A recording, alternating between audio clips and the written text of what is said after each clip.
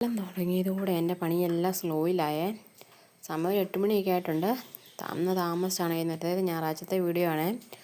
മഴയാണെന്ന് രാവിലെ എഴുന്നേൽക്കാനും എല്ലാത്തിനും ഒരു പാടാണ്. പാടെന്നല്ല, മടിയാണ്.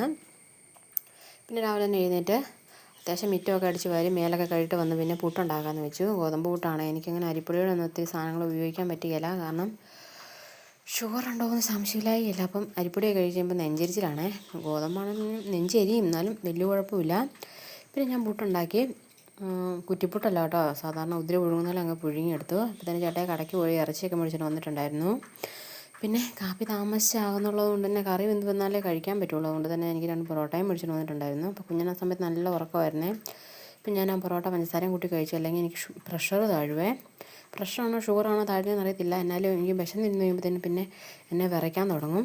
ചേട്ടാ പിന്നെ ആ സമയത്ത് ഇറച്ചി ഞുറുക്കി തന്ന സമയത്ത് ഞാൻ പിന്നെ ആ പൊറോട്ടയും കഴിച്ചു. കുഞ്ഞിന് ഇച്ചിരി മാറ്റി വെച്ചിട്ടുണ്ട്. കുഞ്ഞിന് പൊറോട്ടയൊന്നും കൊടുക്കാൻ പറ്റുകയില്ല. എന്നാലും അവന് കൊടുക്കാതെ തിന്നാൻ എനിക്ക് ഇഷ്ടമല്ല കേട്ടോ. പിന്നെ ചേട്ടാ എന്നാ പണി ചെയ്താലും ഫോൺ ഓണാക്കി പഴയ സിനിമയും കണ്ടുകൊണ്ടിരുന്നേ ചെയ്യത്തുള്ളൂ. അതുകൊണ്ട് പിന്നെ എനിക്കും എളുപ്പമാണ് കേട്ടോ. പതപ്പയാണ് മേടിച്ചോണ്ട് വന്നത്. പതപ്പെന്ന് വെച്ചാൽ ലിവർ റോസ്റ്റ് അടിക്കാനാണ് ഉദ്ദേശിച്ചത്. പക്ഷേ വെന്ത് വന്നപ്പം ചാറായിപ്പോയി. ചേട്ടാ ഞാൻ മാറിയ സമയത്ത് വെള്ളമെല്ലാം അതിൻ്റെ അത് കളയണ്ടെന്ന് പറഞ്ഞ് നെയ്യ് വെള്ളം പോകുമെന്നൊക്കെ പറഞ്ഞ് അതിൻ്റെ ടേസ്റ്റ് അതിലാന്ന് പറഞ്ഞ് ആ വെള്ളം മുഴുവൻ ചേർത്ത് കൊടുത്തിട്ടുണ്ടായിരുന്നു. ഞാൻ ആ സമയത്ത് വേറെ ചേച്ചിയ പണികളൊക്കെ ആയിരുന്നു. മുറ്റത്തിച്ച് കാട് വെട്ടാനൊക്കെ ഉണ്ടായിരുന്നു. പിന്നെ ഭയങ്കര മഴയായിരുന്നു കേട്ടോ. പിന്നെ കുക്കറിലൊരു 4-5 വിസിൽ അടുപ്പിച്ച് കഴിഞ്ഞപ്പോഴത്തേനും റെഡി ആയിട്ടുണ്ടായിരുന്നു.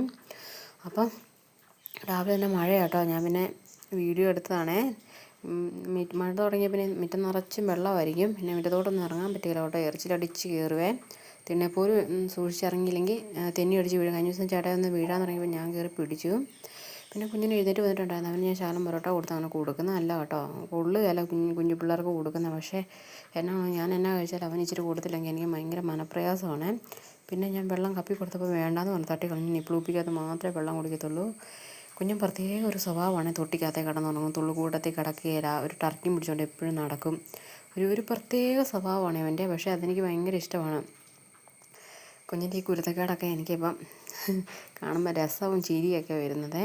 പിന്നെ ഇപ്പോൾ ഭയങ്കര കൊഞ്ചലാണ്. ഇവിടെ അടിച്ചോടെ അറിവായതുകൊണ്ട് തന്നെ നിൽക്കാനൊക്കെ തുടങ്ങിയപ്പോൾ തൊട്ട് വലിയ ആളാണെന്നാണ് വിചാരവേ. പിന്നെ എപ്പോഴും എനിക്ക് ഉമ്മയൊക്കെ തരും. പക്ഷേ തോന്നണം, ചില സമയത്തൊക്കെ ചോദിക്കാതെ തന്നെ ഉമ്മ തരും. പിന്നെ നല്ല കടിയും തരും. അടിക്കുകയും ചെയ്യും. പിന്നെ മുടിയിലൊക്കെ പിടിച്ച് വലിക്കുവേ. പിന്നെ അതൊന്നും എനിക്ക് വലിയ വിഷയമല്ല. കാരണം കുഞ്ഞല്ല, അവനൊന്നും അറിയത്തില്ലല്ലോ. അതുകൊണ്ട് പിന്നെ ഒരു ഉമ്മ എനിക്ക് തന്നു. പിന്നെ ചോദിച്ചപ്പോൾ തന്നില്ല കേട്ടോ. മൂഡ് മാറിയായിരുന്നെന്ന് തോന്നുന്നു. പിന്നെ ഉറക്കത്തിൽ നിന്ന് എഴുന്നേറ്റ് പോകുന്നത് തന്നെ വലിയൊരു മൂടല്ലായിരുന്നു. അല്ലെങ്കിൽ ഇപ്പോൾ ഇറങ്ങിയ ഇലയിലൊക്കെ ഓടേണ്ട സമയം കഴിഞ്ഞു. പിന്നെ ചേട്ടാനെ കാണത്തില്ല കേട്ടോ. ചേട്ടാനെ ഭയങ്കര ഇഷ്ടമാണ്. ചേട്ടായുടെ പുറകെ നടപ്പാണ് എപ്പോഴും. ചേട്ടായി കടയ്ക്കൊക്കെ പോയിട്ട് വരുമ്പോൾ തന്നെ ചേട്ടായുടെ പുറകെ നിന്ന് മാറുകയല്ല. പിന്നെ ബാഗൊക്കെ ആണെങ്കിലും കവറൊക്കെ ആണെങ്കിലും കൊണ്ടിരുന്ന എല്ലാം തപ്പും. പണി കഴിഞ്ഞ് വരുമ്പം പ്രത്യേകിച്ച് എന്തെങ്കിലും കൊണ്ടുവന്നില്ലെങ്കിൽ കിടന്ന് വഴക്കുണ്ടാക്കും. ഒരു ദിവസം പണി കഴിഞ്ഞ് വന്നപ്പം പലഹാരമൊന്നും കൊണ്ടുവന്നില്ലായിരുന്നു. ബിസ്ക്കറ്റ് എടുത്ത് കൊടുത്തപ്പോൾ എനിക്ക് വേണ്ടെന്ന് പറഞ്ഞ മുഖം തിരിച്ചുകൊണ്ട് പോകുമായിരുന്നു. അതൊക്കെ കണ്ടപ്പോൾ എനിക്ക് നല്ല രസം തോന്നിയേ. അപ്പോൾ കറി ഏകദേശം റെഡി ആയിട്ടുണ്ടായിരുന്നു. തേങ്ങക്കൊത്തൊക്കെ ഇട്ട് ഇനി ഇത് ഫ്രൈ ആക്കി എടുക്കണം. പുട്ടിന് ചാറ് വേണോണ്ട് പിന്നെ ചാറാക്കി എടുത്തു. എന്നാൽ നല്ല കുരുമുളക് പൊടി എരിവൊക്കെ ഉണ്ടായിരുന്നു കേട്ടോ.